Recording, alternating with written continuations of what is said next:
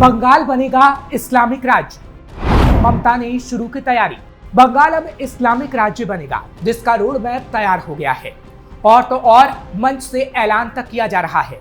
ऐसे में सवाल है कि क्या अब बंगाल में एक भी हिंदू नहीं बचेगा, क्योंकि जब एक बड़े मंच से बंगाल को इस्लामिक राज्य बनाने की बात हो रही हो और वो कोई और नहीं वहां की मुख्यमंत्री कर रही हो, तब तो ये माना जाना तय है कि बंगाल में अब हिंदू नहीं रह सकता, क्योंकि दीदी ने जो रोड मैप तैयार किया है उसमें सिर्फ मुसलमानों का ही भला है और बंगाल में सिर्फ अब्दुल्ला ही अब्दुल्ला होंगे। इसलिए आज ममता दीदी का कच्चा चिट्ठा खोलेंगे कि क्या सिर्फ अपनी कुर्सी के चक्कर में बंगाल को वो इस्लामिक राज्य बनाने पर तुली हुई है। नमस्कार, कैपिटल टीवी का खास शो कच्चा चिट्ठा देख रहे हैं आप। मैं हूं आपके साथ हर्ष भारद्वाज। पश्चिम बंगाल में विधानसभा चुनाव अगले साल अप्रैल मई में हो सकते हैं, लेकिन यहाँ की सड़कें अभी से चुनावी रंग में रंगने लगी हैं। एक तरफ शहीदी दिवस पर ममता मंच पर मुसलमानों के साथ नजर आती हैं और मुसलमानों की ही बात करती हैं, तो दूसरी तरफ असम विधानसभा के डिप्टी स्पीकर और बीजेपी नेता नुमल मोमिन पश्चिम बंगाल की सीएम ममता बनर्जी पर बड़ा आरोप लगाते हैं और कहते हैं कि ममता बनर्जी आधी हिंदू हैं। ममता इसलिए हिंदुओं के खिलाफ रहती हैं ताकि बंगाल को इस्लामिक राज्य बनाया जा सके, जिसके बाद सवाल उठ रहा है कि क्या वाकई ऐसा है और ममता वोटों के चक्कर में बंगाल को इस्लामिक राज्य बनाने जा रही हैं। तो इसकी पड़ताल हमने शुरू की। दरअसल पश्चिम बंगाल में मुसलमान एक वोटर के रूप में पार्टियों के लिए महत्वपूर्ण बना हुआ है। मुस्लिम वोटर कुछ क्षेत्रों में निर्णायक भूमिका में रहता है और उसी की वजह से बंगाल में सरकार बनती है। बांग्लादेश सीमा से सटे बंगाल के जिलों में मुस्लिमों की आबादी सबसे ज्यादा है। मुर्शिदाबाद, मालदा और उत्तर दिनाजपुर में तो कहीं कहीं इनकी आबादी 50% से भी ज्यादा है। इसके अलावा दक्षिण और उत्तर 24 परगना जिलों में सबसे ज्यादा मुसलमानों की संख्या है। विधानसभा की 294 सीटों में से 70 से 100 सीटों पर इन तबके के वोट निर्णायक रहते हैं। साल 2006 तक राज्य के मुस्लिम वोट बैंक पर वाम मोर्चा का कब्जा था। हालांकि उसके बाद इस तबके के वोटर धीरे धीरे ममता की तृणमूल कांग्रेस की ओर आकर्षित हुए और साल 2011 और 2016 में इसी वोट बैंक की बदौलत ममता सत्ता में बनी और इस वक्त भी इन्हीं की बदौलत सत्ता में और एक बार फिर इन्हीं की बदौलत 2026 में ममता सरकार बनाने की कोशिश करना चाहती है। इसलिए ना तो वो मुसलमानों के खिलाफ बोलती हैं और ना कोई ऐसा काम करती हैं कि उनका वोट बैंक छिटक जाए।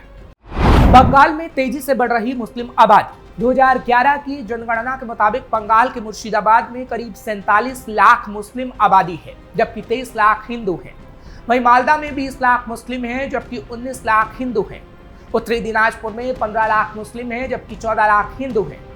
कभी बंगाल की राजधानी रहा मुर्शिदाबाद अब मुस्लिम बहुल इलाका हो गया है, वहां एक भी हिंदू नहीं बचा। यहाँ 2011 की जनगणना के मुताबिक कुल मुस्लिम आबादी बढ़कर 66.27% हो गई और हिंदू आबादी बेहद घटकर 33.21% रह गई। क्या जानबूझकर बढ़ाई गई मुस्लिम आबादी? अब सवाल है कि इतनी तेजी से बंगाल में मुसलमानों की संख्या कैसे बढ़ी? क्या ये ममता बनर्जी की देन है? क्योंकि पुलिस रिपोर्ट में मुस्लिमों की आबादी बढ़ने के पीछे ये संकेत दिया गया है कि सीमाई इलाका होने के कारण बंगाल में बांग्लादेशी मुसलमानों की घुसपैठ हो रही है और यही मुसलमान बंगाल में बस रहा है, अपना पहचान पत्र और आधार कार्ड बनाकर ममता को वोट कर रहा है। ममता सरकार पर यह आरोप लगते भी रहे हैं कि उन्होंने वोट बैंक की खातिर बांग्लादेशी और रोहिंग्या मुसलमानों को बंगाल का वोटर बना दिया। मुस्लिम आबादी पर प्यू रिसर्च की रिपोर्ट ने भी बताई थी सच्चाई। हाल ही में 2021 में प्यू रिसर्च सेंटर की एक रिपोर्ट आई थी, जिसके मुताबिक भी पश्चिम बंगाल में हिंदू आबादी में गिरावट आई थी और मुसलमानों की संख्या में तेजी से बढ़ोतरी हुई थी, जो भी ये दिखाता है कि कैसे बंगाल में मुस्लिमों की आबादी तेजी से बढ़ रही है और इसके लिए ममता जिम्मेदार है, क्योंकि घुसपैठियों को वोटर बनाने का बंगाल में काम हुआ है। इसलिए ममता के राज्य में अब हिंदू आबादी तेजी से घट रही है, मुसलमानों की आबादी तेजी से बढ़ रही है और एक दिन ऐसा आएगा कि बंगाल इस्लामिक राज्य बन जाएगा। क्योंकि हाल ही के दिनों में कुछ सनसनीखेज खुलासे भी हुए हैं कि बांग्लादेशी घुसपैठिए पश्चिम बंगाल में तृणमूल कांग्रेस पार्टी के नेता और कार्यकर्ता तक बन रहे हैं। भारतीय जनता पार्टी भी तृणमूल कांग्रेस पर ऐसे ही आरोप लगाती रही है। केंद्रीय गृह मंत्री अमित शाह भी कह चुके हैं कि ज्यादातर घुसपैठियों के आधार कार्ड पश्चिम बंगाल के मुर्शिदाबाद और 24 परगना जिले में बनाए जाते हैं। उसके पश्चात वो पूरे भारत में फैल जाते हैं। हाल ही में जब घुसपैठियों को राहत देने का मामला सुप्रीम कोर्ट तक पहुंचा तो कोर्ट ने साफ तौर पर कहा था कि भारत कोई धर्मशाला नहीं, हमारे पास पहले से ही 140 करोड़ की विशाल जनसंख्या है।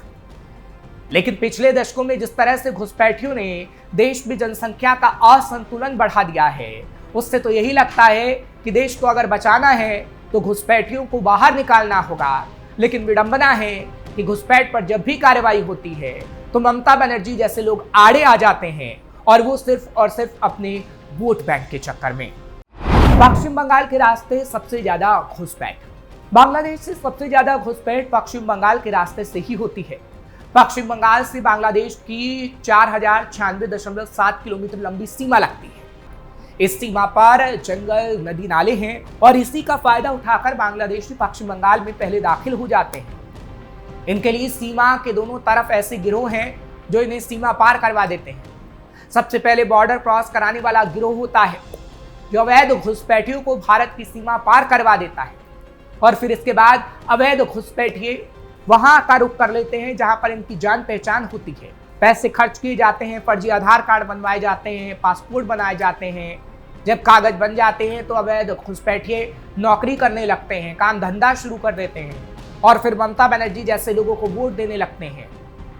तो फिर आखिर ममता बनर्जी ऐसे लोगों को खदेड़े भी क्यों जब उन्हें वोट मिल रहा है। ममता बनर्जी चाहती तो अवैध बांग्लादेशी मुसलमानों को खदेड़ सकती थी, लेकिन बंगाल में ऐसा कुछ भी नहीं हो रहा है।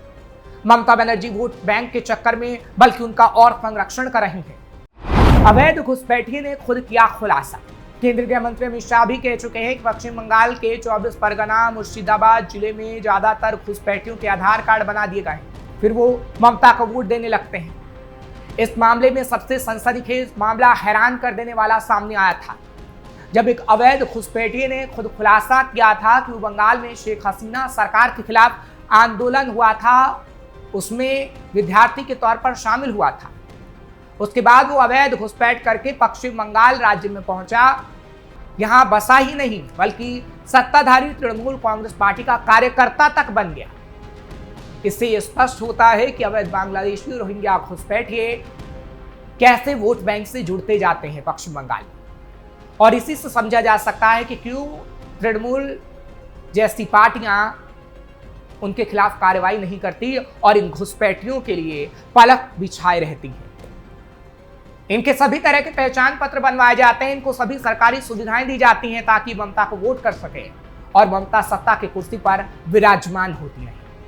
पश्चिम बंगाल में 1977 से लेकर 2011 तक कम्युनिस्ट पार्टी की सरकार थी। इन 3 दशकों में बांग्लादेशी मुसलमानों को घर जमाई की तरह पश्चिम बंगाल में बसा दिया गया।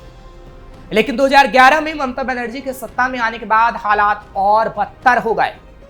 आश्चर्यजनक तथ्य यह है कि ये वही ममता बनर्जी हैं जो उस समय घुसपैठ का मुद्दा उठाती थीं, मगर जब सत्ता में आई तो उल्टा उनका पोषक बन गई, क्योंकि बांग्लादेशी मुस्लिम घुसपैठिए ममता बनर्जी को वोट करते हैं।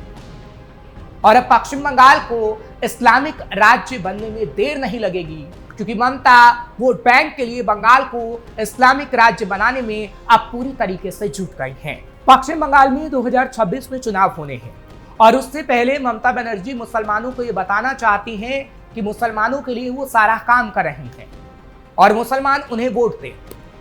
हालांकि जो कई रिपोर्ट सामने आई हैं वो भी ये दर्शा रही हैं कि किस तरीके से पश्चिम बंगाल में अवैध घुसपैठियों को बसाया गया, और जो अवैध तरीके से बांग्लादेशी मुसलमान आए, रोहिंग्या मुसलमान आए, वो ममता बनर्जी को वोट देने का काम करते रहे। और ममता बनर्जी नहीं चाहती हैं कि उन्हें देश निकाला दिया जाए, क्योंकि वो ममता के अच्छे खासे वोट बैंक बन चुके हैं और ममता अब उन्हीं लोगों को लुभाने की कोशिश कर रही है। इसलिए ममता बनर्जी हमेशा हिंदुओं को इग्नोर करती हैं और मुसलमानों के लिए काम करती हैं, और अब ममता बनर्जी चाह रही हैं कि बंगाल को इस्लामिक राज्य तक बना दिया जाए, क्योंकि जिस तरीके से मुसलमानों के लिए काम किया जा रहा है, बंगाल के अंदर अवैध घुसपैठियों को बसाया जा रहा है, वो तो यही तस्वीर पेश करता है। फिलहाल आगे आने वाले समय में बंगाल ममता बनर्जी के रहते पूरी तरीके से इस्लामिक राज्य बन जाएगा या नहीं, ये तो वक्त ही बता पाएगा। लेकिन हाँ, उस और कहीं ना कहीं ममता बनर्जी कदम जरूर बढ़ा रही हैं, जिसकी तस्वीर लगातार सामने आ रही है। कच्चा चिट्ठा में आज के लिए बस इतना ही। कल फिर आपसे मुलाकात होगी। खबर कैसी लगी कमेंट सेक्शन में जरूर बताइएगा। खबर को लाइक शेयर करें, कैपिटल टीवी को सब्सक्राइब करना मत भूलिएगा।